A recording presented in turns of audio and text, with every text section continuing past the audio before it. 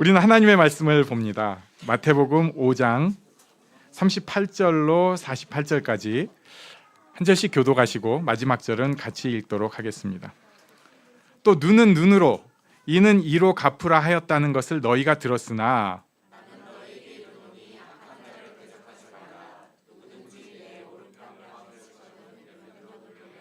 또 너를 고발하여 속옷을 가지고자 하는 자에게 겉옷까지도 가지게 하며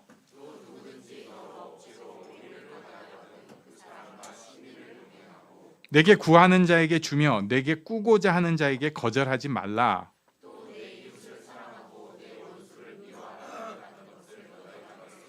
나는 너희에게 이르노니 너희 원수를 사랑하며 너희를 박해하는 자를 위하여 기도하라.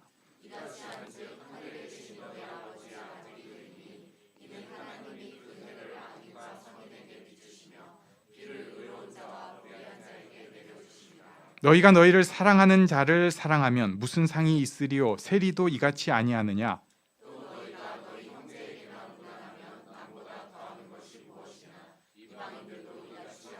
함께 읽습니다. 그러므로 하늘에 계신 너희 아버지의 온전하심과 같이 너희도 온전하라. 아멘. 오늘 본문 어려운 본문입니다. 이걸 도대체 어떻게 말씀을 잘 정리를 해야 될까? 일로 갔다 절로 갔다 또 그러다가 저 하고 싶은 얘기 한참 써놨다가 이건 또 지 하고 싶은 얘기잖아, 이거 지워 막 이렇게 해가면서 성경이 우리에게 말씀하시는 거, 산상수훈을 통해서 우리에게 말씀하시는 것을 한번 냉정하게 찾아보려고 합니다. 과연 우리는 어떻게 살아야 될까? 일단 우리가 먼저 생각해야 할 것이 있어요. 죄악된 세상에서 산상수훈만 붙잡고 살아가겠다고 하는 것은 냉정하게 말하면 교만입니다. 이거 안 되는 거예요. 왜 우리가 이제 개나 물론 고양이나 다 그런데 툭 치면은 막 으르렁 하면서 고양이는 으르렁은 아니죠. 가만히 있지 않으려고 하는데 왜 그러냐면은 나 건드리면 안 된다. 이거 신호를 주는 거예요. 살려고 하는 것입니다. 좀 그냥 쉬운 말로 만만해 보이지 않으려고 그러는 거예요. 생존에 대한 것입니다. 그렇기 때문에 38절의 말씀이 있었던 거예요. 눈은 눈으로 이는 이로 갚으라.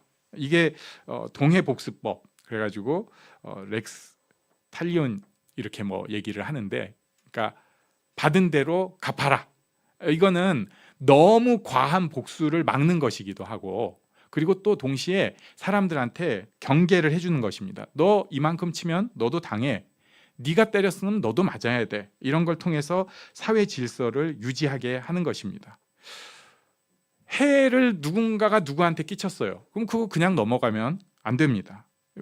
만만하게 보이지 않아야 돼요. 경각심을 갖게 해야 됩니다. 그래야지 흔들리는 그 사람도 조심해가지고 더 큰 죄를 저지르지 않을 수 있게 되는 거예요. 이게 보통 세상의 법칙이고 그 속에서 우리는 살아가고 있다는 것을 먼저 기억을 해야 됩니다.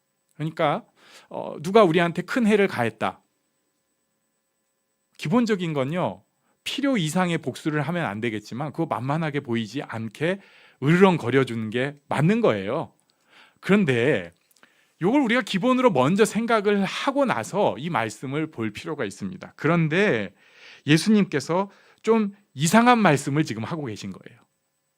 상식을 다 갖고 있는 사람들인데 그래야 된다는 가장 기본적인 걸 갖고 있는데 그 사람들한테 이상한 말씀을 하고 계신 것입니다. 이게 39절 말씀 우리 한번 같이 읽겠습니다. 시작. 나는 너희에게 이르노니 악한 자를 대적하지 말라. 누구든지 내 오른편 뺨을 치거든 왼편도 돌려대며.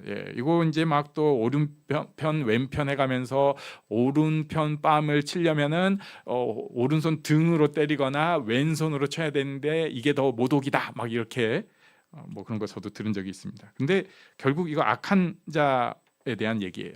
누가 도발하는 거예요. 싸우자고 하는 거죠. 그러니까 싸우자 하는데 그러면 어떻게 해야 돼요?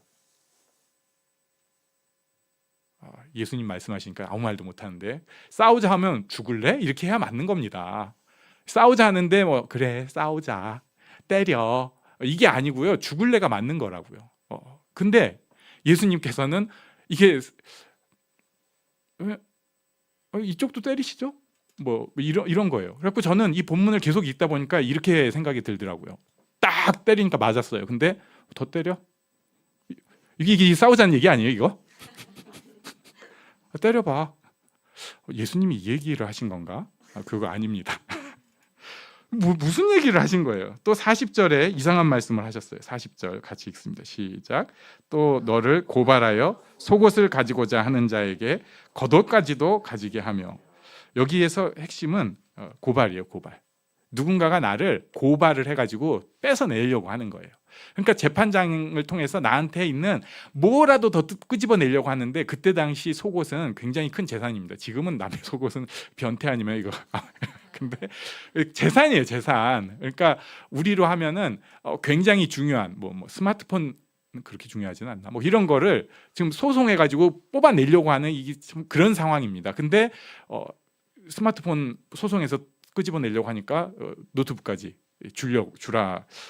지금 뭐라고 하시는 거야? 그 다음에 41절에 보면은 억지로 오리를 가게 하거든 그 사람과 심리를 동행하고. 이거는 여러분도 들으셨겠지만은 로마 군인들이 이 정복 지역에 가가지고 억지로 일을 시킬 수 있는 그 거리가 제한돼 있었어요. 이게 뭐 1밀리언 이렇게 표현을 하는데, 이걸 대충 거리로 우리나라 거리로 환산하면 한 1km 정도 되니까 오리 이렇게 표현을 한 것 같습니다. 1km 좀 더 된다고 하는데, 아무튼 그러니까 군인이 갑자기 이건 세금과 같은 거예요. 야, 너 이리 와.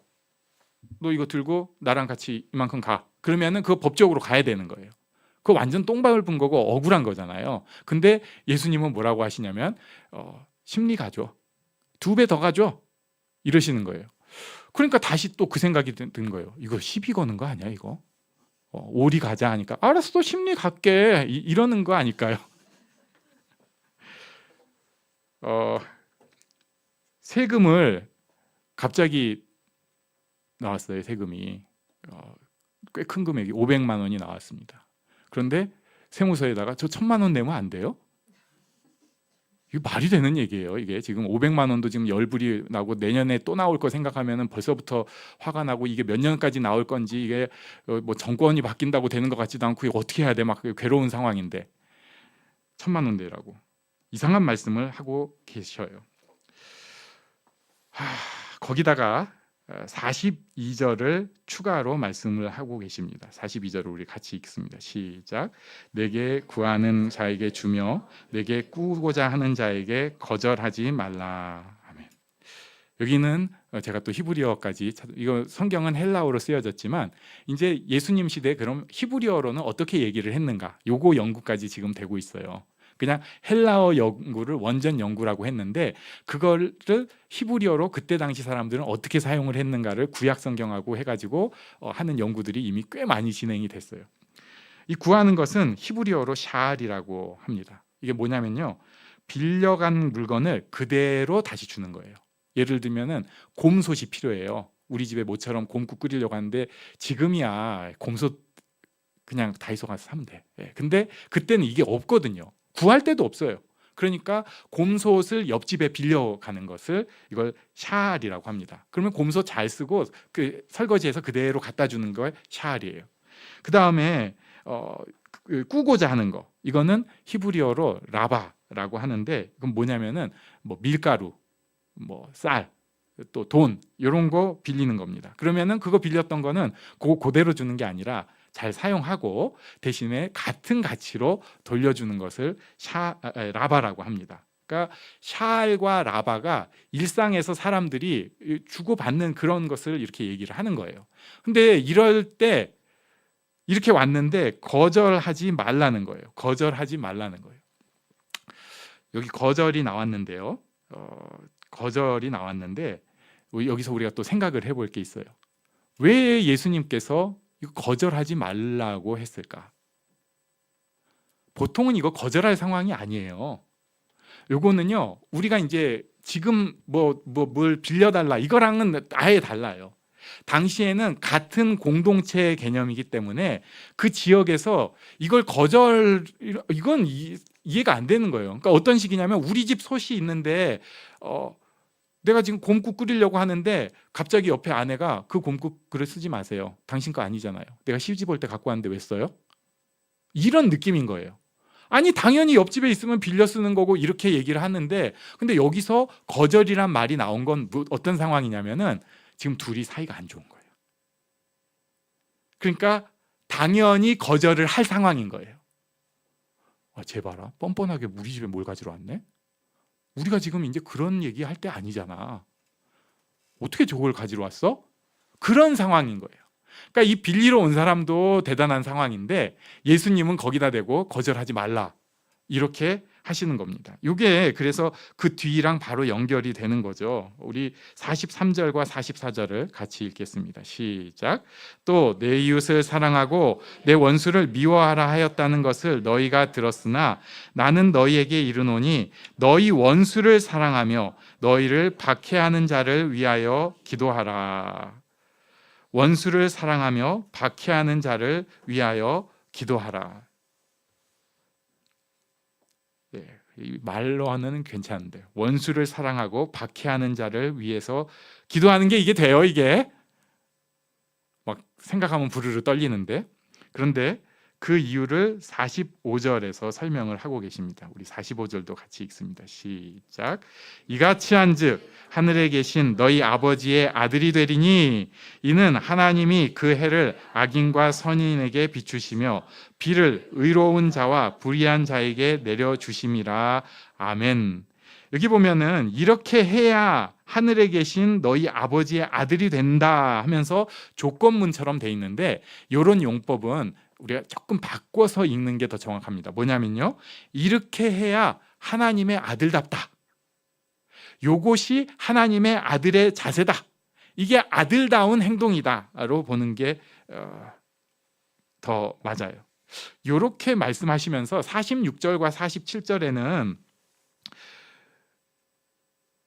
사랑하는 자만 사랑하는 것은 세리도 하는 것이다. 이 세리는 이제 죄인의 대표예요. 그리고 형제에게만 무난하는 것은 이방인들도 하는 것이다. 이것도 죄인의 대표입니다. 그러니까 죄인들도 하는 일들 그거 다 똑같이 하지 말고 니네는 좀 달라야 하지 않느냐 하면서 45절을 더 강화해서 48절 말씀을 해주세요. 48절 시작. 그러므로 하늘에 계신 너희 아버지의 온전하심과 같이 너희도 온전하라. 아멘. 여기 온전이란 말을 또 너무 이상하게 비약해서 퍼펙트로 보실 게 아니라요, 아까 말씀이랑 같이 보는 거예요. 아들다워지는 거예요. 하나님께서 온전하시니까 우리가 아들답게 살아야 된다. 이 땅에서 휘딱휘딱 하더라도 나는 하나님의 자녀, 나는 하나님의 아들, 나는 하나님을 아버지라고 부르는 존재답게 그렇게 살아야 된다. 이렇게 말씀을 하고 계시는 것입니다. 여기서 우리가 이 본문을 그럼 뒤에서부터 다시 이제 재해석을 조금 해볼 필요가 있어요. 도대체 왜 그렇게 뭐 오른편밤 왼편밤 뭐 이런 거 나오고 속옷 고발하는데 뭐 더 줘버리고 세금 내라고 하는데 더 줘버리고 뭐 이런 얘기를 할까? 하나님의 자녀니까 그렇게 해도 된다는 거예요. 하나님의 자녀니까. 이게 무슨 얘기지? 하나님의 자녀니까. 하나님의 자녀이기 때문에 우리가 해야 될 일들을 제가 오늘 본문을 근거로 그래서 3개를 찾았습니다. 첫 번째는 여유가 있어야 됩니다. 하나님의 자녀는 여유가 있어야 됩니다. 이렇게 떠밀리고 급박하게 그렇게 안 살아도 돼요. 물론 우리가 약간 그런 긴장감이 필요할 때도 있지만 괜찮아요. 안 죽어요. 그리고 사회적인 이런 압박이 있잖아요. 거기에 너무 떠밀리지 않아도 돼요. 우리나라는 사회적 압박이 은근히 셉니다. 특히 여자분들한테 더 셉니다. 특히 교회에 있는 여자분들한테는 조금 더 셉니다. 그래가지고 어떤 식이냐면요, 목사님이 딱 찾아가서 정중하게 집사님 이거 이렇게 해주시겠습니까? 부탁하면 어떻게 해야 돼요? 아멘. 이렇게 해야 되는 겁니다. 이러지 마세요. 제발 이러지 마세요. 그 생각 좀 해보겠습니다. 이게 맞는 거예요. 거기서 싫어요. 이건 좀 예의가 없잖아요. 그러니까 생각을 해보겠습니다. 해가지고 자기가 고민을 해보고 이거 하나님 뜻이구나 확신이 들면 생각해봤는데 이건 너무 큰 축복입니다. 맡겨주셔서 감사합니다. 이런 립 서비스도 해가면서 할 수도 있겠지만 딱 가서 생각해보고 기도를 했는데 이거는 아닌 것 같아요.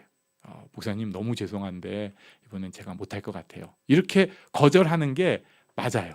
그런데 우리는 사회적 압박이라는 게 있잖아요. 절대 그걸 못하게 해요. 그래가지고 어떻게 해요? 교회를 안 나가요.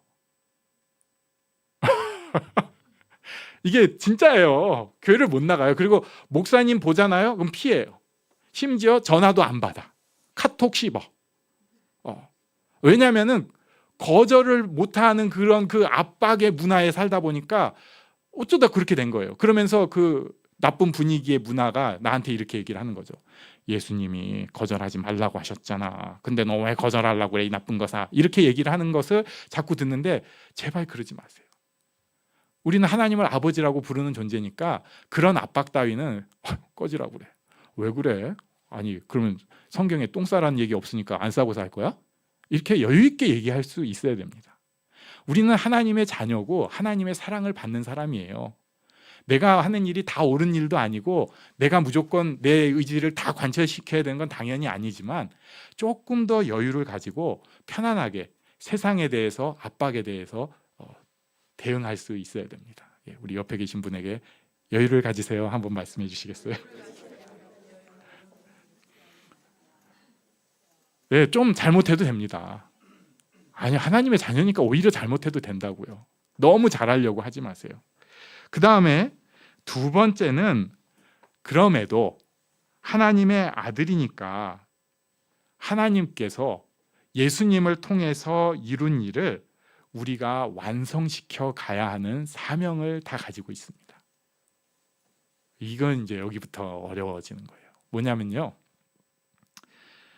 세상의 법칙을 몰라서가 아니고 내가 그것을 그대로 갚는 힘이 없어서도 아니고 내가 미련한 것도 아닌데 하나님께서 마음을 이렇게 꾹 찌르실 때가 있어요. 이건 여기서 내가 악의 사슬을 끊는 수밖에 없구나. 이런 일은 되도록 우리한테 없으면 좋겠는데 어쩔 수 없이 그래야 되는 때가 있어요. 크고 작고. 그러면은 필요한 때는 하나님의 자녀니까 우리가 덮고 용서하게 해달라고 하나님 앞에 기도해야 됩니다. 아니 이게 무슨 소리냐고. 그거는 말이 안 되지. 말이 안 돼요. 근데 예수님이 오늘 지금 계속 말 안 되는 말씀을 하고 계시잖아요. 하나님의 자녀이기 때문에 하나님께서 찌르시면 따라가야 됩니다. 가끔 제가 이제 혼자 기도할 때 이상하게 기도할 때가 있어요. 그 이제 머리에 손을 얹고 기도할 때입니다. 뚜껑이 열릴 것 같아가지고 열 받은 거예요. 그럴 때는 제발 가까이 오지 마세요. 입에서 욕이 좀 나오고 있는 중일 수 있습니다. 그래갖고 막 하는데 사실 뚜껑 열릴 것 같은 기도를 하는 거는 이제 그걸 이겨내고 어떻게 해보려고 하는 거예요. 쉽지 않습니다.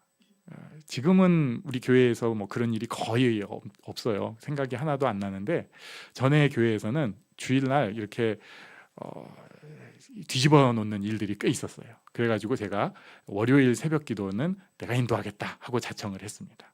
그래가지고 자주 그랬는데 월요일날 새벽에 주로 머리에 손을 얹고 기도를 합니다. 입에서 욕이 막 나오는데 근데 어떻게 하겠어요? 그 상황에서는 내가 덮고 용서하는 게 맞는 일이 99%일 때가 많더라고요. 교회에서는. 특히 제가 목사다 보니까 그렇게 했었습니다. 제가 잘한 거는 별로 없지만 그래도 아들이니까 예수님께서 십자가에 죽으시기까지 나를 용서해 주셨는데 그럼 나도 해야지. 그런 게 필요할 수가 있습니다. 그러면 세 번째 볼 것은 무엇인가? 지금 산상수훈을 통해서 계속해서 나오는 말씀을 사도 바울이 참 천재적이신 분이 나중에 딱 요약을 한 게 있잖아요. 예, 우리 한번 같이 읽겠습니다. 시작. 할 수 있거든 너희로서는 모든 사람과 더불어 화목하라. 아멘. 이건 모든 사람하고 화목하라는 얘기는 아니에요. 할 수 있거든. 마음의 시도를 뜻하는 겁니다. 그래서 우리가 하나님의 자녀이기 때문에 여유를 가지고, 그리고 어떨 때는 싫지만 순종하고, 그리고 그 가운데에서 할 수 있으면 화목을 이루라고 하는 것이 예수님께서 오늘 본문을 통해서 주신 큰 대지예요. 근데 여기서 구절 하나 갖고 와가지고 거절 안 해야 되고 그러지 마세요. 예. 그리고 누가 돈 빌려달라고 하는데 성경에 다 빌려주라고 했다고 빌려주고 그러지 마세요. 예. 그럴 때는 도저히 지혜가 안 되면 저한테 오세요. 제가 해결하겠습니다. 하나님께서 우리에게 본문들을 주셨어요. 그리고 성경의 흐름을 주셨는데 어떤 사람들은 단어 하나를 가지고 자기의 죄성과 약함을 합리화시키려고 하는데 그런데 넘어가서는 안 됩니다. 우리가 오히려 하나님의 자녀답게 전체 성경의 모습을 가지고 이 본문에서 예수님께서 진짜 원하시는 바를 놓치지 않고 그 말씀을 가지고 살아가야 합니다. 그래야지 우리가 이 땅에서 빛과 소금의 역할을 할 수 있고 우리 가정이 축복의 통로가 되고 우리 교회가 축복의 통로가 될 수 있습니다. 이런 복이 우리에게 있기를 바랍니다. 우리가 다 하나님의 자녀입니다. 하나님께서 우리를 통해서 하실 일이 있습니다. 이것을 기대하고 한 걸음씩 여유 있게 따라가는 우리들이 되기를 바랍니다. 아멘. 우리 잠시 일어나서 기도하겠습니다.